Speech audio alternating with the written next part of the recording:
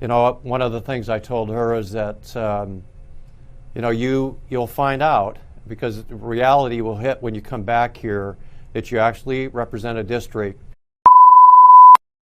Mr. Speaker, I have been disappointed in the dialogue surrounding this legislation from my colleagues on the other side of the aisle. The accusations that this will be a massive tax hike on the middle class are patently false. Then they are our responsibility, and we need to do everything we can to make sure they're successful. And as your earlier report demonstrated, if we don't take care of them while they're under our care, then you know what happens to them afterwards. So we either take care of them now, or we will take care of them for the rest of their life. And Thank you for giving me the opportunity to join you today via video for this business conference. I often look to the very smart folks at the Washington Policy Center as a first resource when it comes to sharp, actionable analysis on policy that matters to businesses and families in Washington state.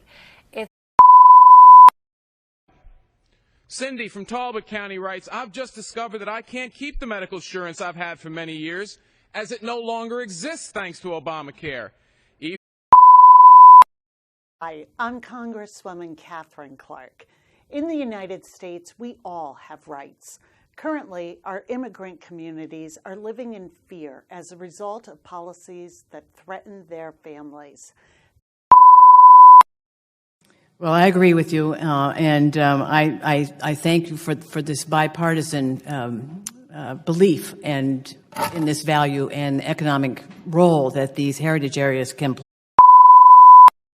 Here we are in downtown Grapevine. This main street is just like thousands spread across America. Each of these storefronts represents hardworking men and women trying to make a profit and live the American dream.